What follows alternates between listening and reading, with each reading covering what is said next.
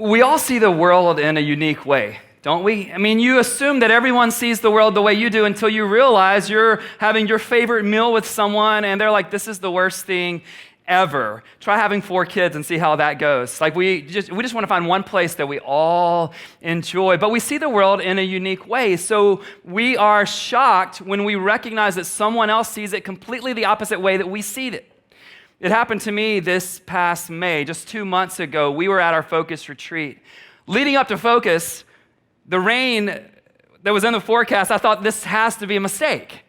There's a reason why we did not do this event during rainy season. It's got to be a mistake, but we're going to pray the rain out. I am filled with faith. I mean, we are starting on Monday. We are praying. We are gathering as a staff team. Some of you are joining us. We're praying. We're sending out social media invites for you to pray. We pray like crazy. We get to Friday, and it is beautiful.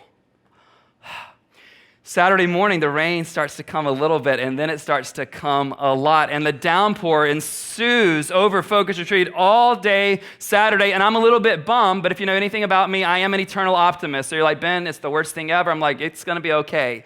And I'm like, I did not want this to rain, but we're going to make the most of it. We did make the most of it. Yours truly was on the championship basketball team that made the most of it. There's a reason why not only is Will, the whole reason Will is on staff here is so that he gets to play basketball on the team with the pastor when that one event comes every year. We did bring home the championship, but it rained and we made the most of it. And I'm telling you, on Sunday of Focus Retreat, that's the day we disbanded and everyone went home.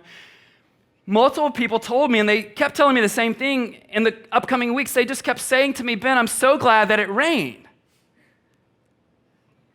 Like, yeah, I got to know people I never would have gotten to know if the sun had been out. Really? Like, yeah, we were restricted, so we could only be in a few places, and so we were playing card games or board games, and I'm like, we do not see the world the same way. We do not like at all. By the way, we have negotiated and we are going back for Focus 2020. Know that. May 15th through 17th. And if you are a person who sees the world like I do, I want to invite you to pray. All right, 10 months from tomorrow, we're going to pray every single one of those 10 months of days for sunshine.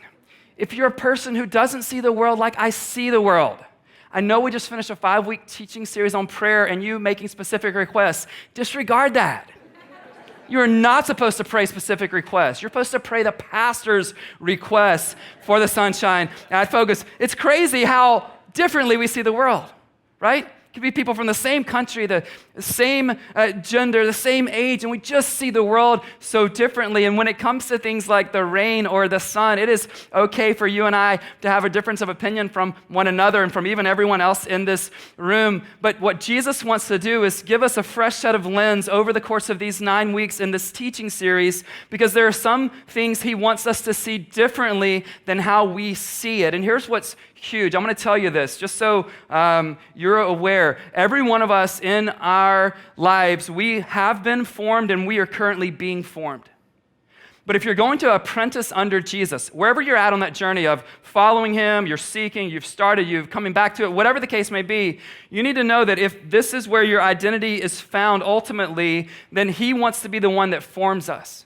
We're being formed by media. We're being formed by our industry. We're being formed by, some of us too much, our past. We're being formed by the people around us who don't need to be the kinds of people that are forming us. And what I hope will happen over the 9 weeks of this Paradox series is that you and I will genuinely allow ourselves individually and as a church collectively to be formed into and by the way of Jesus. And what you'll find is that his way is different most times than our default way. His way is certainly contrary and runs counterintuitive to what we will find prominent out in the world, but he has something for us in his way. Here's the definition of paradox we're working with for this series. Paradox is a statement that is seemingly contradictory or opposed to common sense, and yet is perhaps true. It's a self-contradictory statement. It's something that you wouldn't think would go together, and yet it actually does go together. And the reason we're going to do a 9-week series, I had someone in production tell me that they typically work the first Sunday of a series, and I'm like, bro, you're off for the next 9 weeks. But maybe they'll invite you back halfway, right? We'll restart the series because somebody asked me at dinner last night, is this the longest series you've ever done? It's not, but it's up there. But the reason we want to cover this over the next 9 weeks is simply because there are so many paradoxes that come to us when you begin to live the way of Jesus. And so some of the things we're going to cover, the things like if you want to thrive in your faith, you have to focus your eyes on what you cannot see. That's a paradox. If you want to be receiving the most possible in your life, you need to be giving the most possible in your life. That's a paradox. If you want to experience life, you're going to have to taste death. That's a paradox. If you want to enjoy victory, you're going to have to embrace surrender. Paradox. If you want freedom, you better have a master. Paradox. So I believe over these 9 weeks, I want to invite you to tune in. I don't know if any of us, including myself, will be at all 9 of the weeks. We'll give an award if you are. But stay leaned in, whether you're watching online today, watching this later in the week. If you're here today but know you're traveling over the next 9 weeks, I'm sure all of you are doing something over the next 9 weeks. I want to invite you to tune in because we're trying to be formed in the way of Jesus. And so don't be surprised and do not feel guilty along the way in this series when you think that's completely opposite of how I thought. That's the point of paradox. This series and today, this is not about guilt. This is about us starting wherever we are today, whatever assumptions and perspectives we have today, and heading in the way of Jesus. If you aren't familiar with our vision statement here at Epic, our vision statement is this: to see an increasing number of people in San Francisco orient our entire lives around Jesus. And if you're going to orient your entire life around Jesus, you must embrace paradox. For the first paradox to get us going in this series, I want to refer to one that Jesus gave his original disciples, and I believe it's one that he wants to embed in each of our hearts and in our church collectively. Today really is about you as an individual, but it is very much, and you will hear a lot of vision today about what it means for us collectively to embrace this paradox as a church. I want to go to the Gospel of Mark, chapter 10, verse 35 through 45. All of this is in our Epic Church app. If you haven't downloaded it, look at that. It's a great thing just to check in with throughout the week.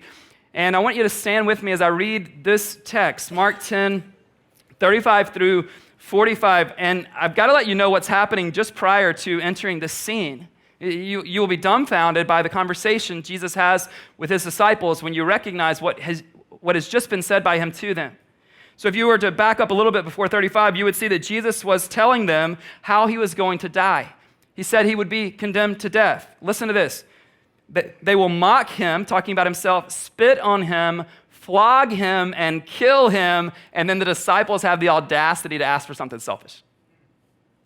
I'm sure we're not like that at all. 35, then James and John, the sons of Zebedee, came to him. That's Jesus. Teacher, they said, we want you to do for us whatever we ask. If your kids ever say that to you, if an employee ever says that to you, run. What do you want? But he embraces. What do you want me to do for you? He asked. They replied, let one of us sit at your right and the other at your left in your glory. You don't know what you are asking, Jesus said. Can you drink the cup I drink or be baptized with the baptism I am baptized with? We can, they answered. That's where you're like, really? Jesus said to them, you will drink the cup I drink and be baptized with the baptism I am baptized with, but to sit at my right or my left is not for me to grant. These places belong to those for whom they have been prepared. When the 10, that's the other 10 of the 12 disciples, heard about this, they became indignant with James and John, maybe for a reason different than you're thinking. Jesus called them together and said, you know that those who are regarded as rulers of the Gentiles lord it over them, and their high officials exercise authority over them. Not so with you. Keep that phrase stuck in your heart and mind. Instead, whoever wants to become great among you must be your servant, and whoever wants to be first must be slave of all. For even the Son of Man did not come to be served, but to serve and to give his life as a ransom for many. Let's be seated and figure out this first paradox together. I want to open with this question. Which of these is the leading posture of your life? To be served or to serve? And all of us are thinking, I know, I'm in church, I know the right answer to that. Don't be honest out loud, but be honest somewhere in here.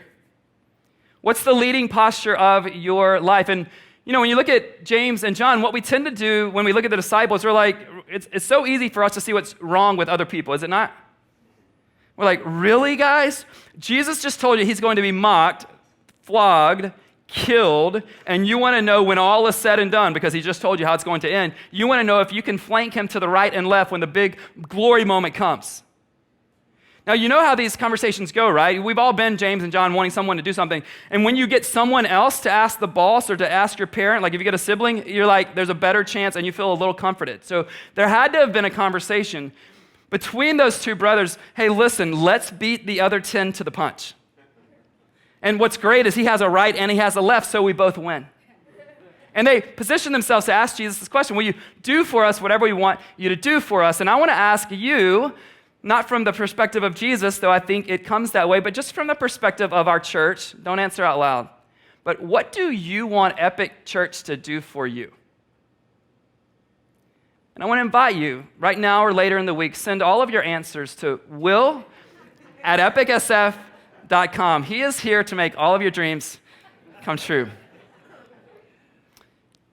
If you were honest with your answers, I hope that what you would find is that a lot of the things you want our church to do for you, we're so committed to doing for you. In fact, I'm convinced whether you're here for the first time or you've been here from day one, you are going to be served in this church. And I want you to know, because I'm aware of some things that you may not be intricately aware of in our team and amongst our leaders, we have hundreds of people who give of themselves every single week, some paid, mostly unpaid ways, to make sure that you are ready to be served. We do. We have people that are writing content every single week to try to hear from God and to speak to you what God has said through them to our church. We have a group of musicians that practice every single week. No, they don't get paid to do this for the most part. We have a group of people behind this wall that are making sure those of you who are watching online have a chance to have a flawless experience. I assume you're getting that right now. Yes, you're getting that right now. We have a production team in this room that's making sure the rest of us are able to have our experience enhanced in a distraction-free environment so that we can focus on what God wants to say. We have an amazing kids director in Aniki and a students director in Jason and Kristen Spires that are making sure all of our children from birth through 18 are getting teaching and getting leaders that are just pouring into their lives so that we can be in here knowing that they're in good shape back there, which they are. We have this fall around 40 small groups who will be hosted by individuals and led by individuals because we want to make sure you are getting served. This fall, we are rolling out a brand new initiative to our church. We are creating a sacred vocation course that we're going to encourage every person in our church to walk through. It's going to be fantastic under a tools leadership and a whole team that's getting ready to put that on. We want to serve you. That's the reason we're engaged right now in a nationwide search for our next worship director. If you know someone, seriously, just send information to worship@epicsf.com. We want to serve you. I believe that you're going to be served here. Know that. What I love about today is that you and I don't have to choose between being served or serving. You might find it fascinating to know because you know my role and others of us who are part of our paid staff here at Epic. You might think that Ben Pilgreen, 100% of this question for him is serving. No, I get served all the time from this community. My kids get loved on by people who care about God and care about them.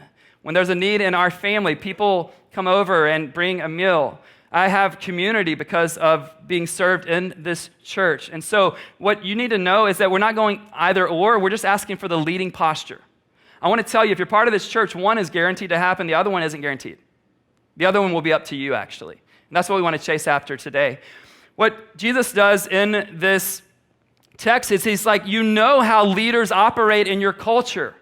They've all seen how people in high position and people with power and privilege, they understand how they work in the culture. Jesus is like, okay, you know how that happens out there. I want to say this to you, and these 4 words are the title of my talk to introduce this Paradox series. Not so with you. You know how it happens out there. You know what's normative. You know what the majority is doing, not us. And I want you to think about a couple of things. In your relationship, is it possible that Jesus wants to say, hey, I know that a lot of men treat their wives that way, not so with you. Ladies, a lot of people talk about their boyfriends behind their backs. Not so with you. A lot of people parent in this way where kids get to do whatever they want and they really care more about the parent cares more about themselves than they do their children. Not so with you. If you're an executive, I know how executives do it out there when it comes to treating their subordinates. I've got a message for you. Not so with you. I know that there are people who attend church just for what they can consume and get out of it. Not so with you. What area of your life is Jesus wanting to say, not so with you? I promise you there's one. For me, there's multiple. Then yes, you know what some leaders do. You're not going to do it that way. Then yes, you know what some fathers do. You're not going to do it that way. And it's this battle because I can go, because sometimes what I want to do is, hey, I'm a step ahead of the rest of them. Isn't that sufficient? And Jesus is like, no, I want you to go a completely different direction. So where in your life is he wanting to say, not so with you? Now you have to understand, we look back on the disciples and we're like, really, guys? But they were under collectively an assumption about the kind of Messiah Jesus was going to be.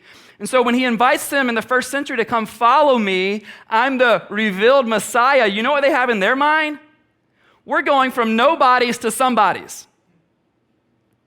We're going from being on the losing team to triumphing and being on the winning team, and we're going to do it through power and prestige and overcoming our enemies. That's how we're going to do it. And you want to talk about a paradox? Jesus is like, no, we're not going to overcome our enemies. We're going to lay down our lives for our enemies. Paradox. So we don't need to feel guilty ourselves, and we don't need to hold them with any kind of contempt. They thought they were getting in on one thing, and imagine if they were right. Imagine if Jesus had lived and led with a very different posture. Think about certain leaders in our world today, in your company, within politics. Imagine if Jesus had led with their posture. Imagine no life-giving teaching. Imagine no healings. Imagine him never associating with anyone unless they were of nobility or status. Imagine Jesus showing up every day and going, okay, who's the lucky person that's getting to wash my feet today? Imagine no sacrifice. Imagine no cross.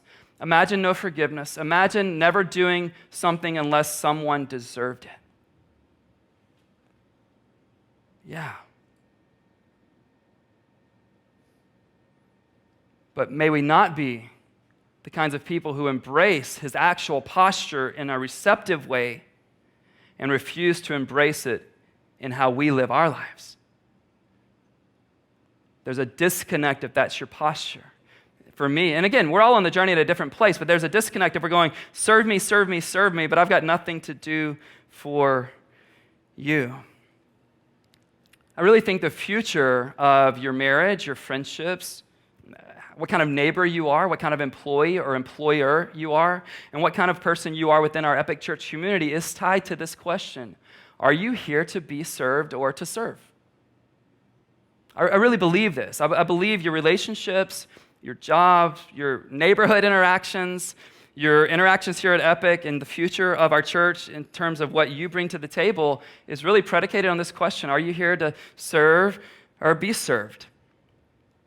You know, I want you to know again, like you're going to get served. Like if you never become a servant, we're still going to serve you. We learned that somewhere. Where did we learn that? We learned that somewhere. But what if one of the best ways we could serve you is by inviting you and even challenge you into this life of service? What if that's one of the best ways I can serve you? Is by inviting you into the thing that grows your faith, impacts you, brings glory to God, and brings significant influence to others. What if that's what we're called to invite you into? I hope you, like me, want to be a part of a great church.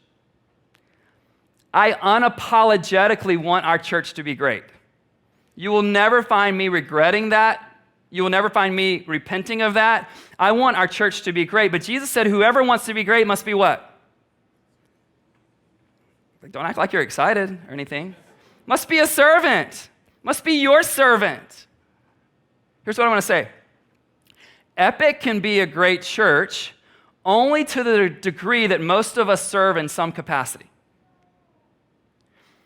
Epic actually can be. I think it is. But in our days ahead, we can become a great church only to the degree that most of us serve in some capacity. Jesus set it up that way. Now, here's what I know. If you're using an hour or plus of your time on a Sunday, you want to attend a great church. I don't remember the last email we got, like, hey, are you guys a mediocre church? Because that's what I'm looking for. I'm like, well, we're mediocre sometimes, but no, we want to strive to be a great church. We really, really do. But what's crazy is that you actually have a say-so in whether or not you attend a great church. You can play a part in this movement, but if you don't play a part, we will be limited in some way, and I want to show you that's how it's always been. I'm going to do a quick flyover, 3 ideas and scriptures, and I want to encourage you to do a case study. If you're interested in learning, how does quantity of servants lead to movement of God? Okay, I'm going to do a flyover, and then I want you to do a case study or deep dive. I'll give you the 3 texts. I'll give you the just quick nugget from each one, but I want you to really look into this because it's fascinating that I'm not just up here trying to get you a free t-shirt to join a serving team today. You really look at history, you look at the words of Jesus, you look at the movement of God in the Old and New Testament, and you recognize this. Visions only get fulfilled to the degree that the majority of people in the movement serve. Let me give you the first one, Luke chapter 10, verse 2.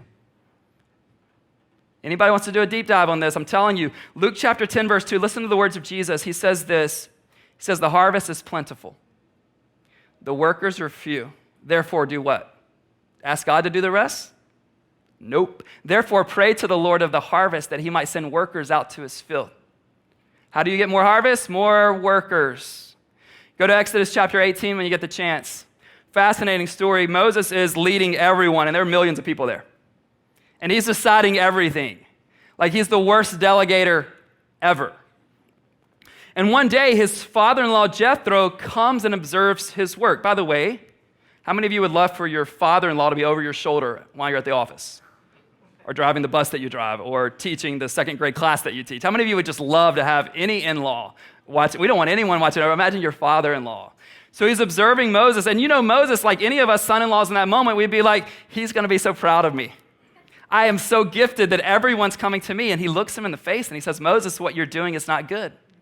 You will surely wear yourself out. Not only that, these people are standing around for hours. He said, instead, do this. Go find capable people. You put some of them over groups of 1,000. You put some of them over groups of 100. You put some of them over groups of 50. And then you put some of them over groups of 10. And he didn't say which one was more significant. He just said they had different gifting and capacity. And then what happens? Now other people get to play their part. And he said, your citizens will go home satisfied. Acts chapter 6, the first church post-resurrection is blowing up. It is growing by leaps and bounds, but it creates growing pains just like it would in your company or in our church. There are growing pains at times, and it does this. And here's the growing pain in that first church, at least this one in Acts chapter 6, is that the widows are being overlooked in the daily distribution of food. So imagine, widows are dependent upon a church community for their food, their sustenance every single day, and all of a sudden they're no longer being given these meals. Now, no one was being evil. You know how it's like. Anybody ever been overwhelmed at work? Really? No, I mean, everybody been over. Listen, I got a job for you. And a lot of you, I find this fascinating as you talk to me about your company's growing, kind of from startup into that, more robust size, then medium size, large size. You talk to me about how overwhelming it is. The disciples are overwhelmed. What do they do at that moment? We're not meeting a need that we're supposed to and committed to meeting. What do we do? Should we try to do it all? They actually don't try to do it all. They knew what God had for them to do. They could not go do more than that because they didn't have time. There's only 24 hours in a day. So what do? They say, go find 7 servants. We'll delegate this task and the responsibility to them. And here's what will blow your mind. Go to Acts chapter 6, verse 7. When they did that, when they got more servants, when they had more workers, this principle is all throughout the scriptures. Here's what happened. It says, so the word of God spread. The numbers of disciples increased rapidly. And even, check this, even a great number of priests became obedient to the faith. Like, Ben, what happened? They just got the right people, and they increased the number of people who were serving in their midst. You tell me what's possible for our church moving forward if all of us jump into the serving ship. What's possible? So many things. And here's what you hopefully will be relieved to know. You don't have to feel like you are a servant to start serving. You cannot become a runner without running, so I've been told. You cannot become a chef without cooking. And you cannot become a servant without serving. So again, unapologetically, here's what I want to say to every one of you who's not in there yet. Start serving on one of our teams. Your future and our collective future is tied to this. Our future is tied to this. It's tied to some other things, and I'll tell you about those in the coming weeks. Our future is tied to whether we embrace this. There's a card in your seat. I want you just to look at it for a second, and here's what's awesome to know. When our church started, we had to fill spots whether you knew what you were doing or not. We had people running sound that had never touched a soundboard. We had people with kids that let me just say this. Many of you don't know, but Lindsay Lee was our first kids director ever. Is that a true story? It's a true story. And it wasn't because she loves kids. She does. She has 2 of them. She's raising them well.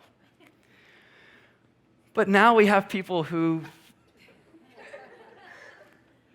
listen. Listen, in the beginning of our church, I was my own IT department.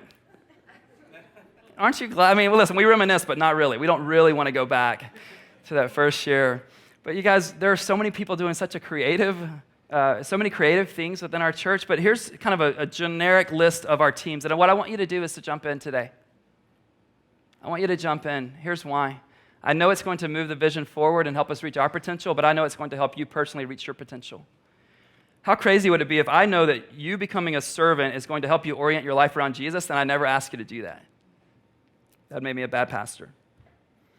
Host team sets the tone for the environment, all kinds of things that can happen there, from coffee to greeting to ushering. Epic kids and students, you guys, we cannot impact the next generation if there's no one leading the way. There's a whole team leading the way, but a transient city, people come and they go. We need more and more and more. Last Sunday on July 4th weekend, we had 119 people under the age of 18. We need people to lead them. And there's all kinds of things you can do. Some people come in during the week to get curriculum ready. Some people are just what was awesome last week, my soon-to-be next month 6th grader said to me, "Dad, I'm ready to serve." And here's what he said. I love this. By the way, my older 2 sons, not because Dad's ever told them anything, they will both be serving your kids at 10:30 because they want to serve. They look forward to that. But my 6th grader said to me, "Dad, I'm ready to start serving." She told me to check back in July, and I'll probably need a helper. I'm like, I don't know if you will or not. He's like, he is the helper, but he's like, I'll probably need a helper. Get it, Asher. Get it. So you can serve there. Our worship team, obviously full band today, and sometimes because we have a full band, they think that we're always a full band and these guys can play 52 weeks a year.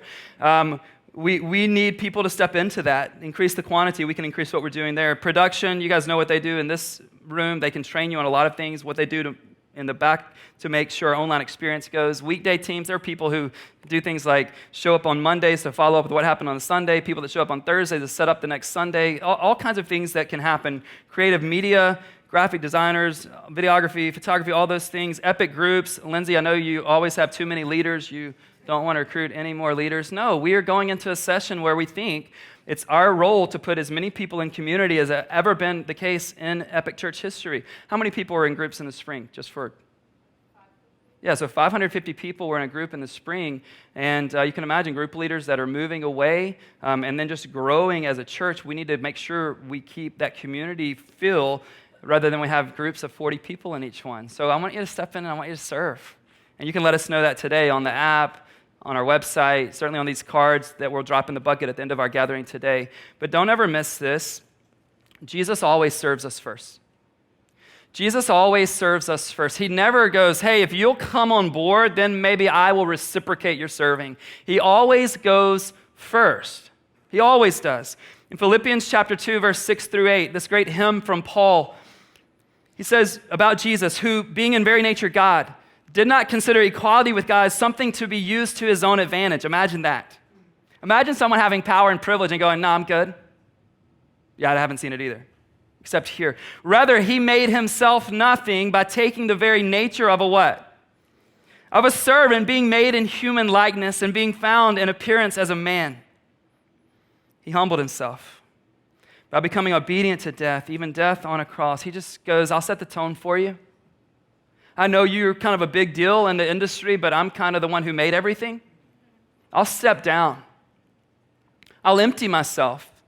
I will not hang on to all of the advantages and privileges that could be mine. I will push those to the wayside so that I can give my life for the world. You know, we're going to talk about 9 strong paradoxes over these 9 weeks, but there is no greater paradox than the person of Jesus Christ. All power, all position. He creates the world, and then he has to put himself in a position where he depends on a world that he created. Paradox.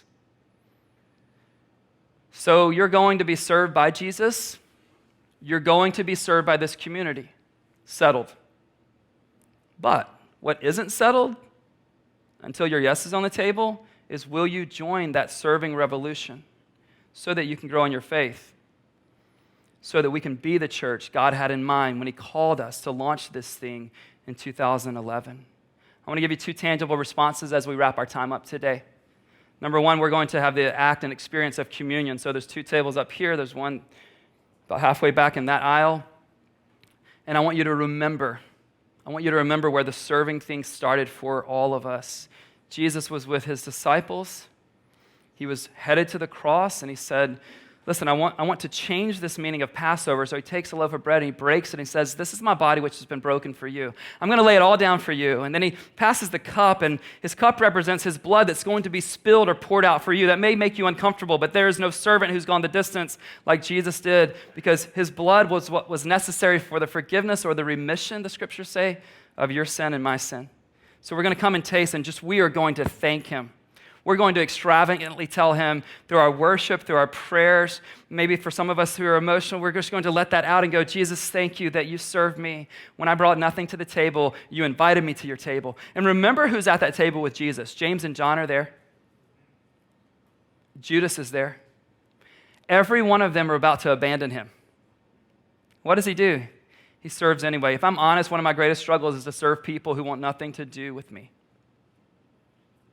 Maybe that would be a struggle for you, but remember, we were served by the one who owed us nothing but gave us everything. That's the first tangible response. Be served, receive. The second tangible response literally is as simple as this card or as a click on your phone to say, I'm in. If the future of Epic's greatness can be impacted and improved by me stepping in, count me in. If you're in a season for whatever reason where you don't need to do that, keep being served. There is no guilt and no pressure. And when whether it's healthy or when something happens with your kids that's different than what's happening right now, whatever the case is, know that we will be here for you, and that when all is a go in the rest of our lives, Jesus is saying, step into this. I also believe some of us will literally experience, directly and indirectly, the healing we need in our lives as we step in and get ourselves off of ourselves. Believe that. I've experienced it myself. When I turn inwardly the most is when I'm the most dangerous to myself. So give me something to live for bigger than me, and we're inviting you into that today. Would you pray with me? Band's going to come up and lead us. We're not in a hurry today, but I really do want to hone in on those 2 tangible responses.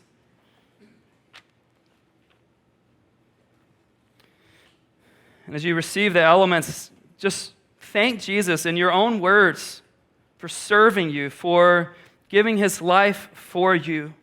Before he asked you to give your life for others, he's wanting you to receive what he's done for you. And for those of you who've never placed your faith in Jesus, what better day than today? Some of us feel too proud to receive. Peter was in that camp. He was like, Jesus, no, you're not going to do this. And Jesus is like, if I don't wash your feet, you don't have any part of me.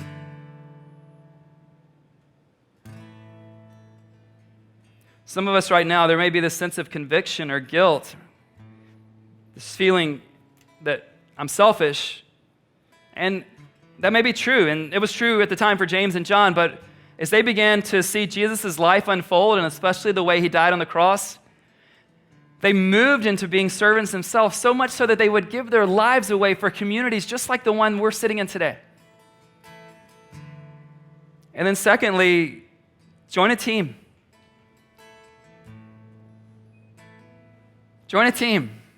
Let's see what God might do as we give ourselves away, as we serve, As we realize that in the book of Acts, chapter 6, as more servants stepped up, more people came to know who Jesus was. The word of God spread. They began to orient more and more of their lives around him.